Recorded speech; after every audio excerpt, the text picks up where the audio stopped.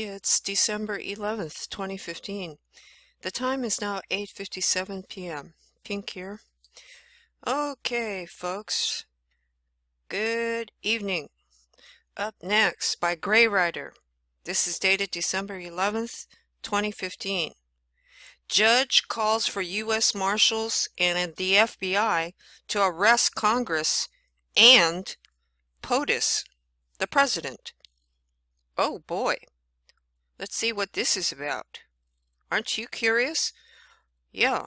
On November 28, 2015, Alaska State Judge Anna Maria Retzinger, addressed an open letter to all federal agents, including the FBI and U.S. Marshals, to arrest Congress, the President, and the Secretary of the Treasury. She goes into incredible detail on the fraud that has been committed. Anyone who reads this is sure to learn at least something. Below is the text, and you can open the original PDF right there where it says here. You can click on that. This has been encouraged to be shared widely. Anna Maria Retzinger, November 28, 2015, Big Lake. Let's see what this is. Alaska Dear Federal Agents, I am addressing this letter in this way because it is my understanding that it will be read by members of both the FBI and the U.S. Marshals Service. It is also my understanding that you have available for examination a wet-inked signed copy of the illustrated affidavit of probable cause entitled, "You Know Something is Wrong When," and an American affidavit of probable cause as backup reference and evidence. Since the publication of the affidavit, a plethora of new supporting documentation and evidence has come to light. We found, for example, that on June 30, 1864, the members of Congress acting as the board of directors of a private, mostly foreign-owned corporation doing business as the United States of America, Incorporated, changed the meaning of state and United States to mean District of Columbia Municipal Corporation. Like the 1862 change of the meaning of the word person to mean corporation. Cited in our affidavit, these special coded meanings of words render a drastically different picture of the world around us. It turns out that your personal bank account is actually a corporate bank account. The Colorado State Court is actually the Colorado District of Columbia Municipal Corporation Court. If you are shocked to learn these facts, you are not alone. So are millions of other Americans. These changes were made 150 years ago and tucked away in reams of boring meeting minutes and legalistic gobbledygook meant to be applied only to the internal workings of a private governmental services corporation and its employees. There was no public announcement, just as there was no public announcement or explanation when Congress created municipal citizenship known as U.S. citizenship in 1868. Properly, technically, even to this day, this form of citizenship applies only to those born in the District of Columbia, Guam, Puerto Rico, and other insular states. So there was no real reason to educate the general public about the topic. As Congress was secretively using the labor and the private property assets of these, quote, citizens as collateral backing the corporate debts of the United States of America, Inc., there was plenty of reason to obscure this development. At the end of the Civil War, it would have been very unpopular to reveal that they were simply changing gears from private sector slave ownership to public sector slave ownership. And you may be surprised to learn that slavery was not abolished by the 13th or any other amendment to any constitution then or now. But instead, slavery was redefined as the punishment meted out to criminals.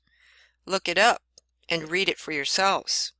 It remains perfectly legal to enslave criminals, and it was left to Congress to define who the criminals were, because Congress was given plenary power over the District of Columbia, and its citizenry by the original Constitution of the Republic and could do whatever it liked within the district and the Washington, D.C. municipalities. A child picking dandelions on the sidewalk could be arbitrarily defined as a criminal and enslaved for life by the renegade Congress functioning as the government of the District of Columbia. And as the board of directors for the District of Columbia Municipal Corporation, but for starters, Congress simply defined U.S. citizens as debt slaves under the 14th Amendment of their corporation's articles and bylaws, which they deceptively named the Constitution of the United States of America. The actual Constitution was and still is called the Constitution for the United States of America, but most people untrained in the law and trusting what they believed to be their government didn't notice the difference between the Constitution for the United States of America and the Constitution of the United States of America. Are you beginning to see a pattern of deliberate deceit and self-interest and doublespeak and double dealing? And are you also beginning to catch the drift, the motivation behind it? Let's discuss the concept of hypothecation of debt. And folks, if any of you do not wish to listen to the rest of this video in its entirety, please use the link at the bottom. I read for the visually impaired, and that's the reason why I'm reading the entire article. Thank you. Let's continue. This little gem was developed by the bankers who actually owned and ran the governmental services corporations doing business as the United States of America, Inc. And as the United States Incorporated, when you hypothecate debt against someone or against some asset belonging to someone else, you simply claim that they agreed to stand as surety for your debt, similar to co-signing a car loan. And as long as you make your payments, nobody is any the wiser. Normally, it's not possible for us to just arbitrarily claim that someone is our surety for debt without proof of consent. But that's exactly what Franklin Delano Roosevelt and the Conference of Governors did in March of 1933. They named all of us and all our property as surety standing good for the debts of their own bankrupt governmental services corporation during bankruptcy or reorganization, and got away with it by claiming that they were our, quote, representatives and that we had delegated our authority to them to do this for us. The exact date and occasion when this happened and where it was recorded is given in our affidavit. In order to pull this off, however, they had to allege that we were all, quote, U.S. citizens, and therefore all subject to the plenary power of Congress acting as an oligarchy ruling over the District of Columbia and the federal territories. Oh. Well, they did this by abusing the public trust and creating and registering millions of foreign situs trusts named after each of us. Under their own diversity of citizenship rules, corporations are considered to be U.S. citizens. So they created all these foreign situs trusts as franchisees of their own bankrupt corporation, used our names styled like this, John Quincy Adams, and placed commercial liens against our names as chattel owned by their corporation and standing as surety for its debts. A group of thugs elected to political office grossly transgressed against the American people and the American states and committed the crime of personage against each and every one of us, without us ever being aware of it. Sounds sneaky and slimy, doesn't it? Well, they couldn't enslave us, but they could enslave a foreign situs trust named after us that we conveniently didn't know existed. And by deliberately confusing this, quote, thing with us via the misuse of our given names, they could bring charges against what appeared to be us and our private property in their very own corporate tribunals. And so, the fleecing of America began in earnest. The hirelings had our credit cards, had stolen our identities, and were ready to begin a crime spree unheralded in human history. Oh, and what a crime it is. They claimed that we all knew about this arrangement and consented to it because we voluntarily gave up our gold when FDR sent his henchmen around to collect it. When, as millions of Americans can attest, people gave up their gold in preference to being shot or having to kill federal agents. They chose life for everyone concerned over some pieces of metal, and for that, they are to be honored. Unfortunately, their decision gave the rats responsible an excuse to claim that Americans wanted to leave the gold standard and wanted the benefits of this new deal in equitable exchange for their gold, their identities, the abuse of their good names as bankrupts and debtors, the loss of allodial title to their land and homes, and their subjection as slaves to the whims of Congress. According to them, that is, those who benefited from this gross betrayal of the public trust, we all voluntarily left the Republic and the guarantees of the actual Constitution behind, willingly subjected ourselves to congressional rule, donated all our assets, including our labor and property, to the public charitable trusts set up after the Civil War as a welfare trust for displaced plantation slaves, and agreed to live as slaves owned by the District of Columbia Municipal Corporation in exchange for what? Well, welfare that we paid for ourselves, Social Security that we paid for ourselves. The criminality of the U.S. Congress and the presidents acting since 1933 is jaw-droppingly shocking.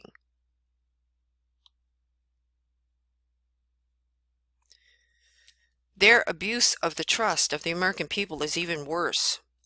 They have portrayed this circumstance as a political choice instead of an institutionalized fraud scheme, and they have presumed that we all went along with it and agreed to it without complaint. And thus they have been merrily and secretively having us declared civilly dead as American state citizens the day we were born. Oh God, can you imagine? And entering a false registration claiming that we are U.S. citizens instead. We are told when we wake up enough to ask that we are free to choose our political status. We don't have to serve as debt slaves. We can go back and reclaim our guaranteed Republican form of government and our birthright status if we want to. But that requires a secret process in front of the probate court and expatriation from the federal United States to the continental United States, and all sorts of voodoo in back rooms that can only be pursued by the few and the knowledgeable and the blessed. Everyone else has to remain as a debt slave and chattel, serving whatever corporation brought the latest version of corporate persona named after us. So let me ask you, as members of the FBI and as U.S. Marshals, does this sound like something you want to be involved with enforcing on innocent people, or does it sound like something you want to end as expeditiously as possible? The frauds that took root in the wake of the Civil War and which blossomed in the 1930s have come to their final fruition. Well, employees of the District of Columbia Municipal Corporation and its United Nations successors are being used as jackbooted thugs to throw Americans into privately owned federal correctional facilities when those who need correction, the members of the American Bar Association and the euphemistically named and privately owned and operated Department of Justice, continue to ignore the fact that Americans do have a choice, and that by the millions we are demanding our freedom from all these pathetic false commercial claims and presumptions. We are standing up before the whole world and telling these privately owned governmental services corporations to go bankrupt like any other corporation that doesn't do its job and mind its budget. These entities deserve to go bankrupt and worse. They have spent money and credit that was never theirs to spend. They have defrauded millions, if not billions, of innocent people, and they have prevented Americans from claiming their birthrights for far too long. These people, the members of Congress and the various presidents of the numerous United States corporations, have acted as criminals. Criminals. They deserve to be recognized as such.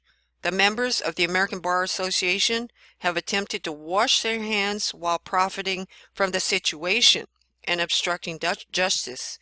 They stand around shrugging and saying, well, it's a political choice. We don't have anything to say about that. Yet, at the same time, they refuse to correct the probate records to reflect our chosen change of political status when we plainly identify ourselves and enunciate our will for them. They too deserve to be recognized as self-interested criminals, and accomplices to identity theft, credit fraud, and worse, which is why we have recently issued a $279 trillion commercial obligation lien against the American Bar Association, the International Bar Association, and the Department of Justice. All our assets, our bodies, homes, businesses, land, and labor, wow, have been signed over into the public charitable trust by con men, merely claiming to represent us. That's right, I said con men. Then, when we object to their lies and entrapment, they use the same fraud against us as their excuse for bringing more false claims against us and throwing us in jail. Enough is enough. Forwards and backwards. Enough is enough. The British monarch and the Lords of the Admiralty have promoted this fraud against us. At the same time, they have claimed to be our trustees, allies, and friends in perpetuity.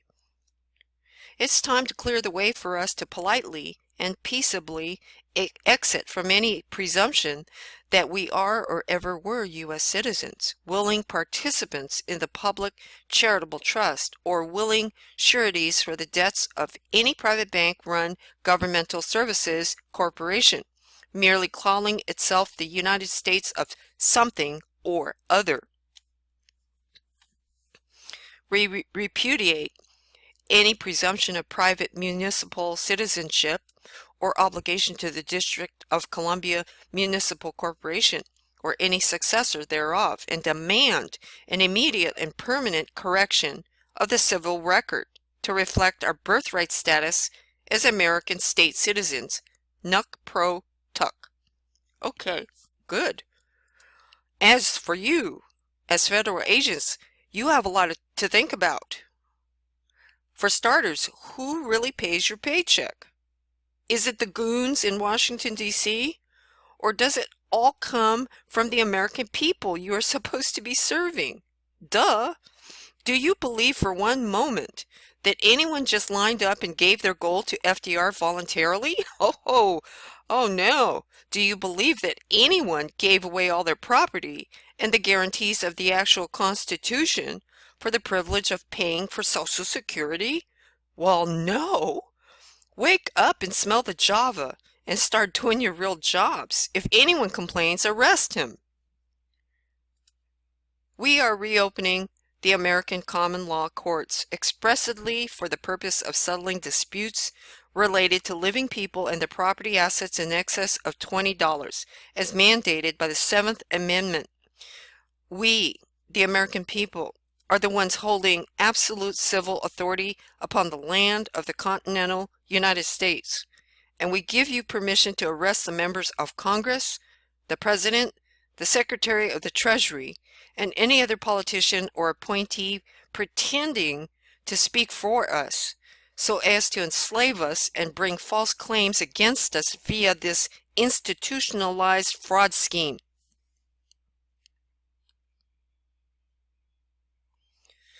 We want it recognized for what it is, and dismantled and repudiated tout de suite. Any court that is caught arresting and prosecuting Americans under the presumptions just described to you, such as bringing charges against foreign situs trusts with names styled like this, John Quincy Adams, or Sestui Qui V Trust styled like this, John Quincy Adams, or Puerto Rico Public Transmitting Utilities styled like this, John Q. Adams. It's your responsibility to make sure that any individuals being addressed by these courts were actually born in the District of Columbia, Guam, Puerto Rico, or one of the other insular states, and that they are not ignorant American state citizens being falsely registered and railroaded. Do you understand? Is it now completely clear who the criminals are? Your actual employers and benefactors are being attacked and defrauded by criminals pretending to act as their elected representatives and accomplices in black robes who are serving as enforcers of this fraud for profit. This has been happening right under your noses.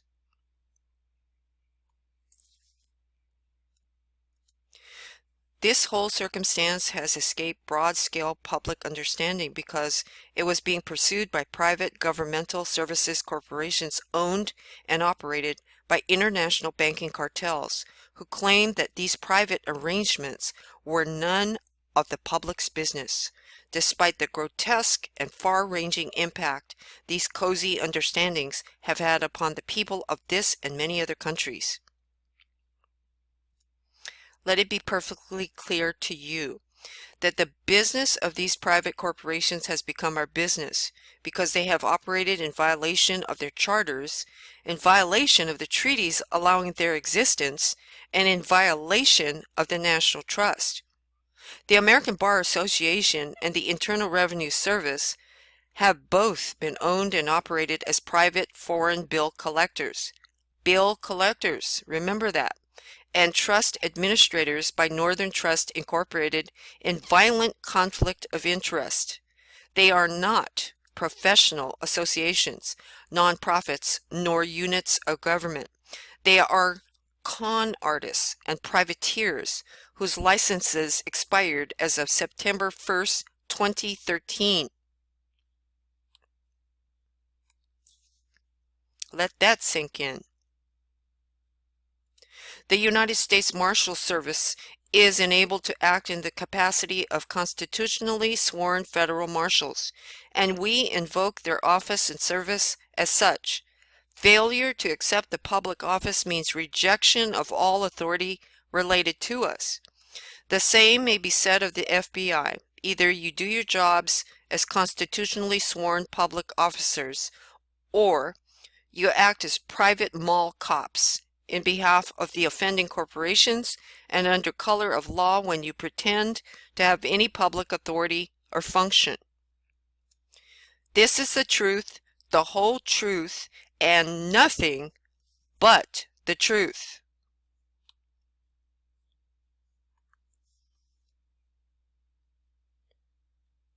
It's signed Judge Anna Maria Ritzinger, Alaska State Superior Court.